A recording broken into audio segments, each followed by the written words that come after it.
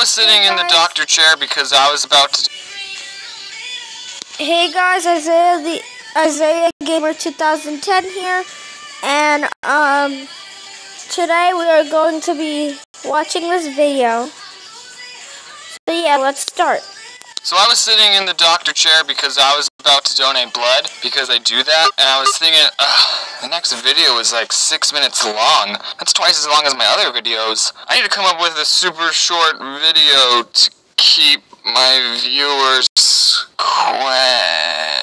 So I was sitting in the recovery room eating my pretzels. You know, okay, what happened to the good food you'd get when you donated blood? I remember a year ago when I started donating, they had fruit snacks and double stuffed Oreos and apple juice. Now it's like, here's some water and some pretzels. You're a real hero, you know? Like, that was one of the main reasons I donated blood. Oh, you saved so many lives, thank you. Yeah, just give me my Oreos. Like, if I was roommates with Dracula, and he offered to cook me a meal, like a good tasting meal for a cup of my blood, I would accept it in a heartbeat.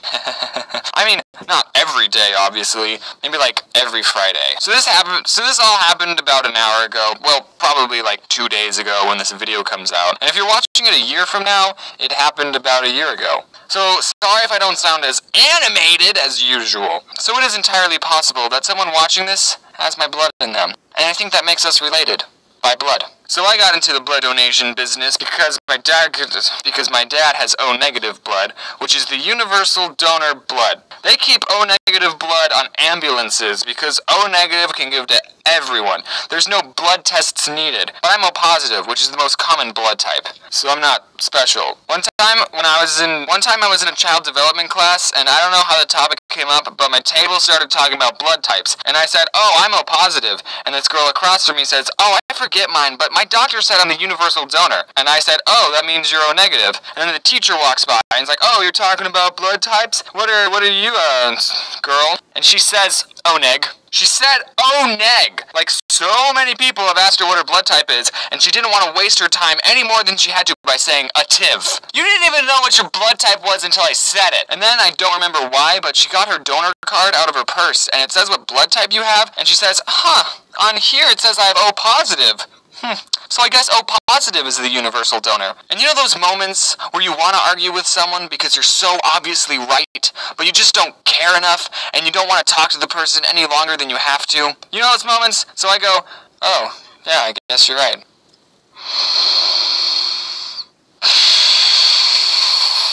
Seriously? Okay, so now we're at the end of the video. If any of you can donate blood, you should actually really go, because it's a really good cause. And I think you need to be 18 to donate. That's how old I was. And, okay, so I'm thinking about adding this new thing. So, now, oh, come on, get this.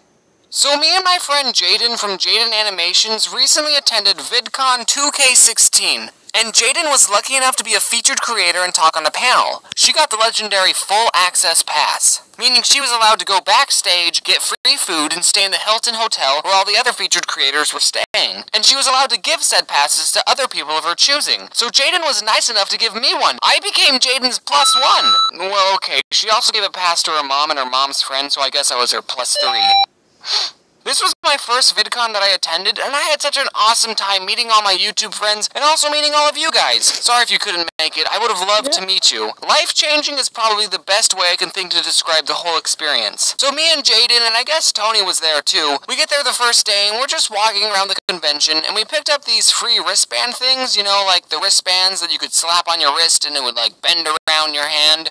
You know, those things. So we get those, and we decided to walk back to Jaden's hotel to get my luggage. I'm still playing with the wristband thing, and the little plastic covering ripped somehow, and like an idiot, I pull out the sheet of metal that was inside, and I start playing with that. And apparently, those metal sheets can be classified as weapons, because I cut my hand open in like 3 different places. I didn't even notice at first. We walked into the hotel lobby, I looked at my hand, and it's all bloody, and I said to Jaden, my hand's bleeding. So I throw the band away. It's betrayed me. I think I need to get to a bathroom and wash this blood off. But since none of us knew where one was, and we're all too awkward to ask anyone, we decided, I'll just wash my bloody hands off in Jaden's hotel room. And there was so much blood, you guys. Jaden and Tony, wasn't there a lot of blood? Oh yeah, there was a lot of blood. Yeah. There was so much blood. Too much. You wouldn't even believe so much blood. So much blood. Yeah. So I clenched my hand into a fist so blood wouldn't seep out, and okay, so I'm not sure what the rules were exactly, but all the YouTubers checked into the hotel on the 4th floor, and none of the elevators in the lobby went to the 4th floor, so you had to take an escalator up there, and there's a security guard standing by the escalator, and you had to show him your badge, and after the 4th floor, you could get up to the higher levels. So Tony couldn't go up with us, he had to wait in the lobby. So me and Jaden took the escalator up to the 4th floor, and it's crazy, because you see all these popular YouTubers just standing there. What do you do when you've been watching someone's videos for years, and then all of a sudden you see them just bunched together, just walking around? I'll tell you what you do. You just say, hey man, because you're bleeding out of your hand right now, and you need to get to a bathroom immediately. So me and Jaden are in the hallway, and we're just like, hey Matt Pat, hey Julian Smith, hey Jax Films. I don't know if you read the title, but Jax Films is going to be important later on, so hang tight. We get to the elevators, we're waiting, and then one opens behind us, and then freaking Jax Films out of nowhere just walks up and just gets in like a normal person, and me and Jaden just stood there for a second like, oh, do we get in? Is this Jack's own personal elevator? What do we do? I don't know what Jaden was thinking, but you know what she did? She just walked in. So I followed right behind her, and there we were, with Jax Films. The door closes, we're in a small space, he's a YouTube star, and keep in mind my hand's still bleeding. I immediately strike up a conversation. Hey Jack, I was in one of your videos. He goes, oh really, which one? In your tube news, you're scrolling through your Twitter notifications, and I was in there for a couple frames.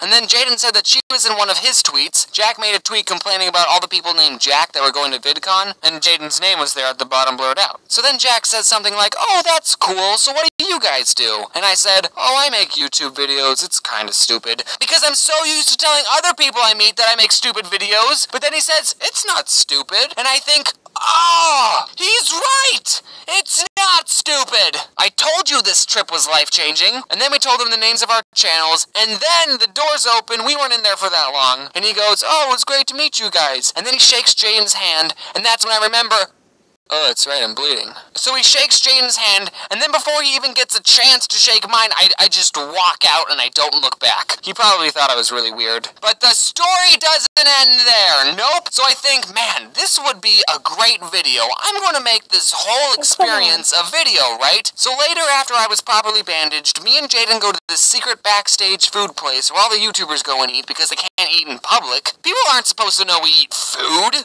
And we see Jax Films, and we also see Markiplier and Boogie. I'm sorry for stalking you guys. And I have to tell him that I'm making a video about this, so me and Jaden get our food. Jack is finishing up the conversation that he's having with the only other person at his table. As soon as that guy leaves, we go up to him and I go, hey Jack, I'm gonna make a video about us in the elevator.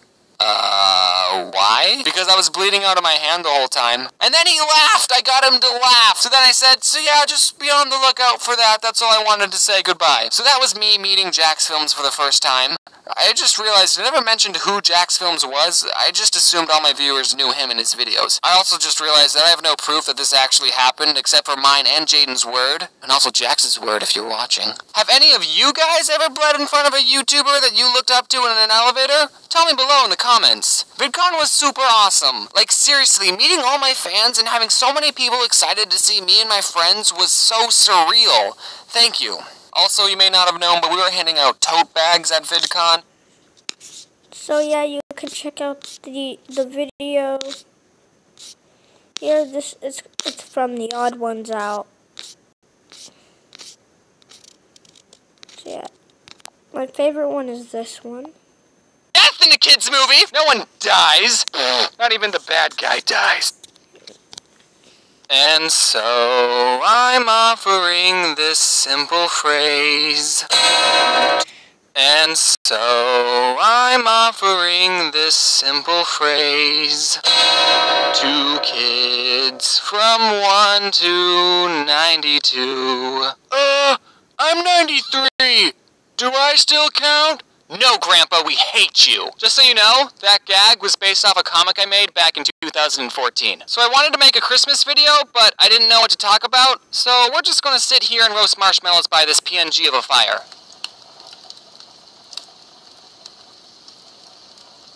Do you guys know about that soccer game that happened in the middle of World War I on Christmas Day? And it was between two opposing sides, the Allies and the Central Powers? I'm not making this up. So, German British troops were in the trenches, you know, fighting for their lives. They were in the middle of a war, after all. And on Christmas Eve, German troops started singing Christmas carols. Then the British troops responded singing their own Christmas carols. Then one thing led to another, and on Christmas Day, they started playing soccer. Well, the British troops would have called it football, and the German troops would have called it football. But I'm calling it soccer. Yeah, I know I'm a heretic. I don't think anything like that has happened in a war ever. Except for that one time in the Revolutionary War when everyone stopped fighting because the new Super Smash Brothers just came out. Merry feet! Merry feet! 'Tis not Falco! Wombo with combination! Oh! Where art thou? Okay, that was obviously a joke. Maybe they didn't come out for at least, like, another year. Stupid. Anyway, what I'm wondering is, do you think anyone during that game felt a little bit awkward? So, how's the war? Oh, you're fearing for your life? Well, that's good. That's good. That means we're doing a good job. Do you think whoever won the game of soccer bragged to the other team? Ha-ha! Yes! First we beat you at football, next, the world. Ah, dang it, my marshmallow burned. Does the story of Rudolph count as a fable? What would the moral of Rudolph be? I think it would be, being different from society will be punished unless it's exploitable. Okay, I stole that quote from something I saw on the subreddit, I'm 14 and this is deep. How come no one sings any songs about any of the other reindeer? Rudolph saved Christmas once, and like, he didn't do it alone. Just because he could see through the snow, which, by the way, wouldn't have been useful in Arizona, didn't mean he carried Santa's sleigh all by himself. But no, just because you were bullied as a kid, you get your own song. Well, enough about you going down in history, Rudolph. I'm gonna make my own song about Prancer. Do-do-do. Prancer, the normal-nosed reindeer, had a very normal nose. And if you ever saw it, you would even say, yep, that's a nose. All of the other reindeer respected him for meeting the expectations of what a normal reindeer should be like. They always let little Prancer play on his reindeer bike. Okay, I'll stop. What if the reason Rudolph had a shiny nose was because Rudolph's mom had an affair with a clown? That was based off a comic I made in 2014. Why did the three wise men bring baby Jesus gold, Frankenstein, and myrrh? What kind of baby would want that? Okay, that was also based off a comic I made in 2014. Man, 2014 was just my year. Please read my comics. You know what? I'm not done talking about Rudolph. You guys have all seen the stop-motion movie they made about him in the 60s, right? You know, about the elf who wants to be a dentist. Who wouldn't? I want you at practice! Well, there's one scene in the movie where Yukon Cornelius sacrifices himself to kill the abominable snowman, and he saves all of his friends, and also indirectly saves Christmas, but whatever, he doesn't get a song. But then later in the movie, he just walks through the front door, and everyone's wondering how he survived, and Rudolph even says, But you went over the side of a cliff! And then Yukon tells everyone the answer, Didn't I ever tell you about Bumbos? Bumbos bounce! And then everyone just laughs it off like it was a hilarious joke and doesn't ask him any more questions. Even as a kid, I thought that was a stupid explanation. What does that mean, Bumbos bounce? Like, did you two fall off the cliff, and then when you hit the bottom, just trampoline yourself all the way back up? Oh wait, no, I think I know what it means. It means the writers didn't want to kill off a character, so they just came up with a plot device to make him live. You know, because you can't have death in a kid's movie. No one dies. Not even the bad guy dies. How does Santa deliver to houses without chimneys? I think Tim Allen tried to explain it once. Anyway, I think that's going to do it for this video. I kept it short so that way I have more time to spend Christmas with my family, and it also gives me more time to wrap presents, because, you know, I'm just terrible at rapping. Hey guys, thanks for watching. If you want to hear a rap song about Prancer, well, you're in luck, because I made one and it's up on my second channel. Well, okay, I didn't sing the song, Dave from Boy in a Band did, and he did an amazing job. And if you didn't know I had a second channel, that's because this is the first time I'm mentioning it in an animation. I mean, it's pretty empty. Yeah, I'm not really sure you should do a video about Arizona. I mean, only people from Arizona will think it's funny. I'm gonna do it anyway. So if you saw my Bashes video, which I think was the 5th one in the France trip series, you'll know that I live in Arizona. So cool, I'm gonna talk about it. Pros and cons of living in Arizona. Pro, we got cacti. And in fact, we, and a tiny bit of Mexico, are the only place in the world with saguaro cactuses. I mean cacti. Boom. And as an extra bonus, they look really funny with Christmas decorations on them. Con, not a lot of trees. Which, I mean, who needs trees? They just stand there. All they do is provide shade and oxygen. I guess you could climb them. I don't need that. Instead of trees, we have these things.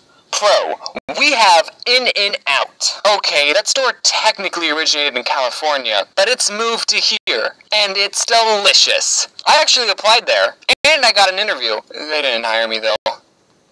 You guys are missing on the heat. It's unbearable. In the summer, you can expect the weather to be in triple digits. We don't have to be told not to leave our dog or babies inside cars, because we're already dying of heat stroke while the air conditioning is on. Pro, we don't have daylight savings, which might seem like a good thing, but the only reason we don't is because con, the sun is trying to kill you. Yes, it's hot here. Pro, I think we got the Grand Canyon, which is like one of the 7 wonders of the world, I guess. And it can be seen from the Great Wall of China. I'm just kidding, that's not true. Oh, I got it. Pro, citrus. We grow oranges, lemons, and grapefruits. They only get ripe in the winter, though. These are actually part of the 3 C's of Arizona. We have citrus, copper, cats, cacti, and cattle. And calcium, because of all the sunshine we're getting. Con, it hardly rains here. Yes, that's a bad thing, because I never learned how to close an umbrella. Okay, that's an exaggeration. Of course I know how to close an umbrella, but it was a very hard learning curve. And Arizona was not built to get rained on. When we do get rain, streets flood, schools close, and trees, well, these kinds of trees, fall. Pro. So, yeah, the summer can be unbearable, but winter is a total breeze. Winter is when the weather is perfect. While everyone else has to deal with stuff like this, here all we get is ripe lemons perfect for making cold lemonade with. And because our winters are so not really wintry, we have a bunch of old people who move down here in the winter and then move back to their summer home in Minnesota or whatever. They're like birds who migrate south in the winter, but like snowbirds, which is coincidentally what we call them. So really it's sort of a pro/con. On one side we have tolerable weather, but on the other side, old people.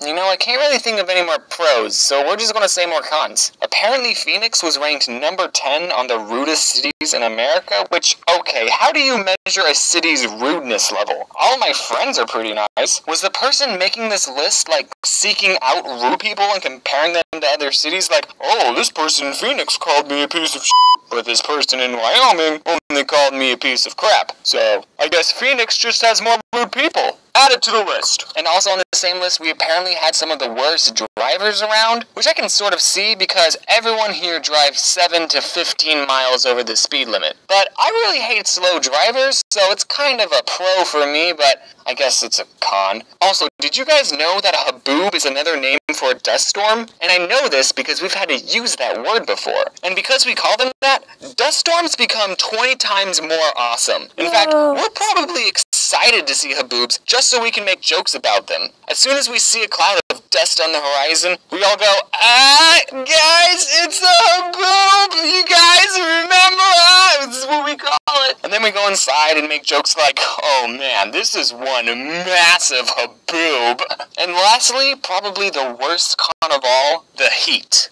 I know I already mentioned it 3 times, but I don't think I've really driven my point home here. It's so hot here. I am literally sweating right now as I'm recording this, and that's not on the script. Please get me out. And some of you watching are probably like, but James, it's a dry heat, right? That means it's not as bad. Let me answer that question with another question, and then an answer. Do you know what else a dry heat is? Ovens. And volcanoes. And that's where I live.